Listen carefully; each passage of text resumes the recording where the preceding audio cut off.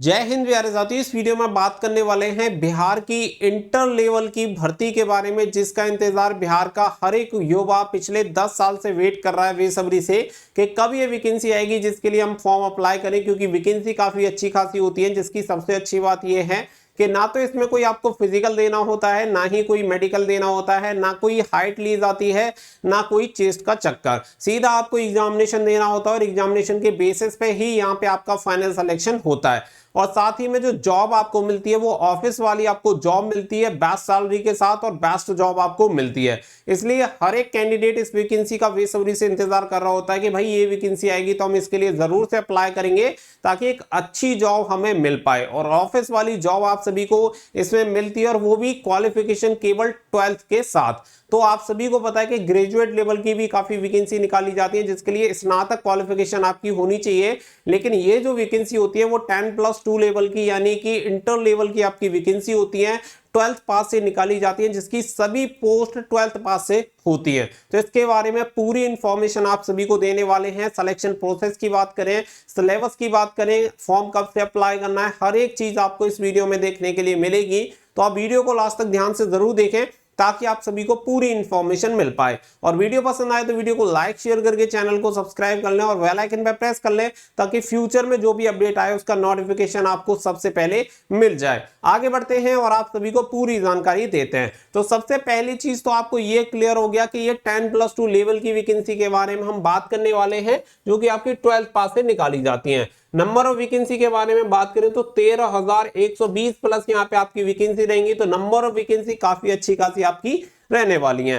फिर इसके बाद बात आती है कि यहाँ पे सबसे मेन चीज, 3 चीजें आपके द्वारा पूछी जाती हैं कि एज क्राइटेरिया क्या है। तो एज क्राइटेरिया आपका जो भी कैंडिडेट 18 से 37 साल के बीच में है वो सभी कैंडिडेट अप्लाई कर सकते हैं। दूसरी बात, काफी स्टूडेंट ऐसे भी होते हैं जो कि अदर स्टेट से कनेक्टेड होते हैं, वो पूछते हैं कि बिहार के अलावा भी कैंडिडेट अप्लाई कर सकते हैं या नहीं कर सकते। जी हाँ, अगर आप बिहार के अदर स्टेट से बिलोंग करते हैं तो आप जनरल कैटेगरी में अप्लाई कर सकते हैं। बाकी का आपको रिजर्वेशन वगैरह का बेनिफिट नहीं मिलता है, आप किसी भी श्रेणी से बिलोंग करते हो। लेकिन अगर आप अन्य राज्य से हैं तो केवल आप जनरल कैटेगरी में अप्लाई कर सकते हैं। इसके अलावा बात आती है योग्यता की, तो जैसा कि नाम से ही क्लियर है कि 10+2 लेवल की वैकेंसी है, इंटर लेवल की वैकेंसी है। तो यहाँ पे 12th पास आपका होना चाहिए। अगर आपने 12th पास कर रखा है तो आप इस वैकेंसी के लिए एलिजिबल हैं और आप फॉर्म अप्लाई कर सकते हैं।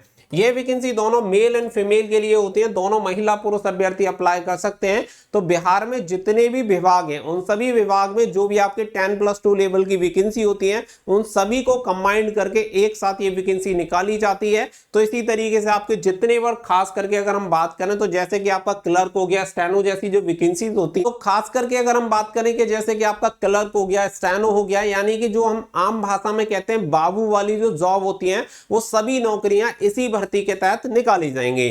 अब आगे बढ़ते हैं और आगे बात करते हैं सिलेक्शन प्रोसेस के बारे में। तो देखिए यहाँ पे 4 स्टेप में आपका सिलेक्शन प्रोसेस कंप्लीट होता है, जिसमें मैं ऑलरेडी आप सभी को बता चुका हूं कि कोई फिजिकल दौड़ वगैरह, लंबाई ऊंचाई वगैरह आपको कुछ भी इसके लिए नहीं चाहिए होता है। आपकी कितनी भी लंबाई हो, कितना भी सीना हो, कोई फर्क नहीं पड़ता है, आप इसके लिए आवेदन कर सकते हैं। सबसे पहले होता है आपका प्री एग्जामिनेशन, और जो कैंडिडेट प्री एग्जामिनेशन को पास करते हैं केवल 6 गुना कैंडिडेट को यहाँ पे मेंस एग्जामिनेशन के लिए क्वालिफाई किया जाता है। यानी कि प्री एग्जामिनेशन में कितने भी कैंडिडेट हो, जितनी नंबर ऑफ वैकेंसी होंगी उसके 6 गुना कैंडिडेट पास होते हैं मेंस एग्जामिनेशन के लिए। तो यहाँ पे मेंस एग्जामिनेशन में जो कैंडिडेट क्वालिफाई होगा वो कैंडिडेट जाते हैं स्किल टेस्ट के लिए। तो यहाँ पे स्किल टेस्ट का मतलब क्या होता है, जैसे कि आप मान के चलिए अगर आप एलडीसी पोस्ट के लिए अप्लाई करना है, लोअर डिवीजन क्लर्क, तो आपको यहाँ पे स्किल टेस्ट टाइपिंग देना होगा। जैसे कि अगर आप स्टेनो के लिए अप्लाई कर रहे हैं तो आपको स्टेनोग्राफी का टेस्ट देना होगा। इसके लिए केवल 2 गुना कैंडिडेट को क्वालिफाई किया जाता है। तो कुछ वैकेंसी ऐसी भी होती है जिसमें आपका कोई भी टाइपिंग नहीं होता, कोई स्टेनो नहीं होती, तो वो केवल आपका प्री एग्जामिनेशन होता है और मेंस एग्जामिनेशन होता है। और मेंस एग्जामिनेशन के बेसिस पे आपकी जो मेरिट होती है वो तैयार होती है, उसमें आपको कोई भी स्किल टेस्ट नहीं देना होगा। बट ये डिपेंड करता है आपकी पोस्ट के ऊपर कि अगर आप एलडीसी और स्टेनो जैसी पोस्ट के लिए जाएंगे तो निश्चित तौर पे आपको स्किल टेस्ट देना होगा। और फाइनल में होता है आपका डॉक्यूमेंट वेरिफिकेशन। तो ये 4 फेजेस में आपकी जो भर्ती होती है वो कंप्लीट होती है। सिलेक्शन प्रोसेस आपका ये हो गया। इसके बाद अगर हम बात करें कि प्री एग्जामिनेशन का जो सिलेबस होता है वो क्या होता है, तो यहाँ पे देख लेते हैं। तो देखिए पहला जो सब्जेक्ट होता है वो होता है मैथमेटिक्स का, जिसमें 25 क्वेश्चन पूछे जाते हैं और हर एक क्वेश्चन के लिए समान अंक दिए जाएंगे, कि यानी कि हर एक क्वेश्चन के लिए आपको 4 नंबर दिए जाते हैं। तो यहाँ पे 100 नंबर की आपकी मैथमेटिक्स आती है। इसके अलावा साइंस का सब्जेक्ट रहता है जिसमें 25 क्वेश्चन होते हैं, 100 मार्क्स का आपका ये सब्जेक्ट रहेगा। इसके अलावा सी सब्जेक्ट की बात करें नंबर 3 की, तो वो रहता है आपका रीजनिंग। 50 क्वेश्चन पूछे जाते हैं, हर एक के लिए 4 नंबर आपको दिए जाएंगे, तो 200 नंबर का आपका रीजनिंग।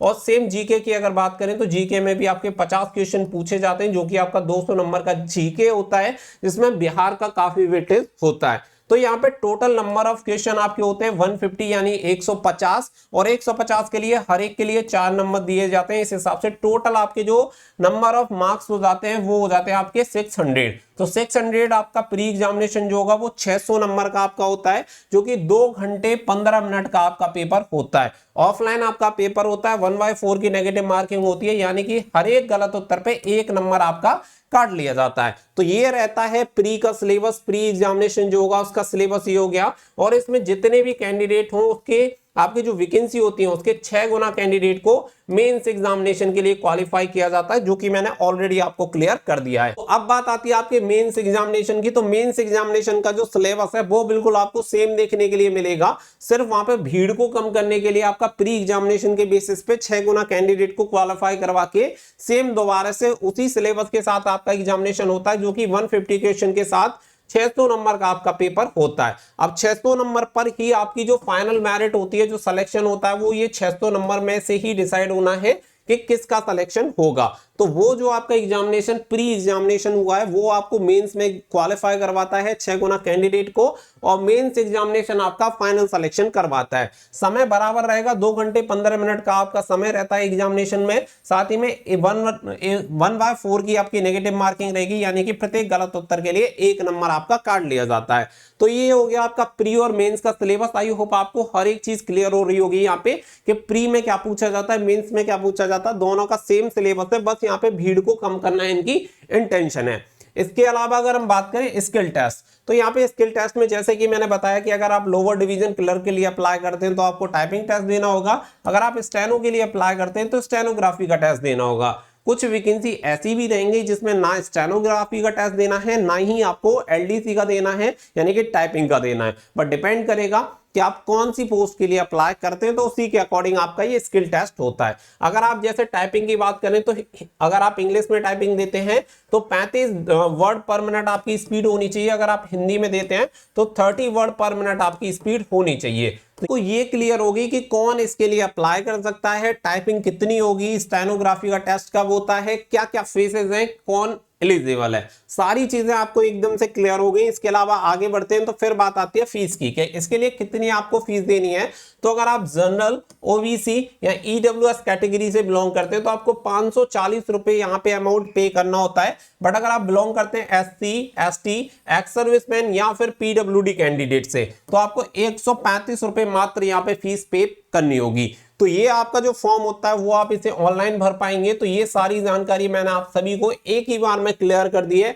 हर एक चीज आपको बता दिया है कि सिलेक्शन प्रोसेस क्या रहेगा, एलिजिबिलिटी क्राइटेरिया क्या है, प्री के एग्जामिनेशन का जो सिलेबस है वो क्या है, मेंस का क्या है, किसका कितना रोल है, मेरिट आपकी कितनी बनेगी, एज क्राइटेरिया आपका क्या है, कौन कौन अप्लाई कर सकता है, अदर स्टेट कर सकते हैं या नहीं, हर एक चीज आपको इस वीडियो में एकदम से क्लियर हो गई होगी। अब फाइनल में सबसे लास्ट जो आंसर आता है वो आता है, क्वेश्चन आता है कि अप्लाई डेट इसकी क्या होगी, कब से इसके लिए अप्लाई कर सकते हैं। तो आप सभी को बता दें कि पिछले 10 साल से ये वैकेंसी नहीं निकाली गई है। तो 10 साल से सभी कैंडिडेट इसका इंतजार कर रहे हैं बेसब्री से। बट आप सभी को बता दें कि जब ये गठबंधन की सरकार बनी थी, जो भी आपकी प्रेजेंट गवर्नमेंट है, तो प्रेजेंट गवर्नमेंट की तरफ से कुछ अनाउंसमेंट किए गए थे जिसमें ये बताया गया था कि हम मैक्सिमम नंबर ऑफ कैंडिडेट को सिलेक्शन देंगे और नंबर ऑफ वैकेंसी बहुत ज्यादा निकालेंगे, जिसमें से आप जानते हैं कि टीचर की वैकेंसी भी काफी 1,17,000 कुछ वैकेंसी निकाली जा चुकी है। इसके अलावा लगातार ये वैकेंसी निकालने का काम कर रहे हैं, जिसमें आप देख सकते हैं कि पुलिस कांस्टेबल की भी कुछ वैकेंसी निकाली गई है। तो इसी तरीके से लगातार यहाँ पे वैकेंसी निकाली जा रही है और गवर्नमेंट ने जो वादा किया है, क्योंकि इलेक्शन होना है तो इलेक्शन से पहले ही निश्चित तौर पे गवर्नमेंट का टारगेट है कि जो भी हमने वादे किए हैं उन वादों को पूरा किया जाए। और सबसे मेजर भर्तियों में से एक आपकी भर्ती आती है 10+2 लेवल की, और इसमें सबसे ज्यादा आपकी वैकेंसी, सबसे ज्यादा तो नहीं कहूंगा लेकिन काफी ज्यादा ऐसी वैकेंसीज होंगी जो कि निकाली जाएंगी, क्योंकि अलग अलग विभागों से आपकी जो वैकेंसीज होती हैं वो आती हैं। लगभग 8 से 10 ऐसे विभाग हैं जिनकी वैकेंसी इसी भर्ती के जरिए निकाली जाएंगी, और एक अपने आप में काफी बड़ी भर्ती होगी। इसलिए आप सभी को बता दें कि इसका नोटिफिकेशन जल्द ही आपको देखने के लिए मिलेगा। गवर्नमेंट जल्दी से जल्दी इसका नोटिफिकेशन निकालेगी। फिर भी अगर हम बात करें कि एक्सपेक्टेड यहाँ पे कब आपका ये नोटिफिकेशन आ सकता है, तो आप मान के चल सकते हैं कि सितंबर अक्टूबर में आपको इसका नोटिफिकेशन देखने के लिए मिल सकता है। तो पूरी उम्मीद है कि सितंबर अक्टूबर 2023 में आपके ऑनलाइन एप्लीकेशन फॉर्म स्टार्ट हो जाएंगे। तो समय आपके पास ज्यादा नहीं है, क्योंकि आप सभी जानते हैं कि कंपटीशन का दौर है, इतनी ज्यादा प्रतियोगिता है, बहुत ज्यादा। तो अगर आपको सिलेक्शन चाहिए और अच्छी पोस्ट पे सिलेक्शन चाहिए, एक अच्छी सैलरी मिले, जिसमें अच्छी रेपुटेड जॉब आपको मिले, तो आपको अभी से अपनी तैयारी शुरू कर देनी चाहिए, क्योंकि बहुत ही जल्द इसका नोटिफिकेशन आपको देखने के लिए मिलेगा। और गवर्नमेंट की तरफ से, कैबिनेट की तरफ से पहले ही इसके संकेत दिए जा चुके हैं कि अब इस भर्ती को करवाया जाएगा। तो निश्चित तौर पे आपका जो इंतजार है, इतना लंबा इंतजार है, वो जल्दी ही खत्म होने वाला है। तो सभी अपनी तैयारी में जुटे रहिए। बाकी का इस भर्ती से संबंधित एक भी जानकारी होगी तो आपको जरूर से प्रोवाइड करा दी जाएगी। आप इसके लिए हमें टेलीग्राम, इंस्टाग्राम पे फॉलो कर सकते हैं और चैनल से कनेक्टेड जरूर रहिएगा। लिंक आपको वीडियो के डिस्क्रिप्शन में दिया गया है। मिलेंगे नेक्स्ट वीडियो में, फिलहाल के लिए बस इतना ही। So thank you for watching. जय हिंद, जय भारत।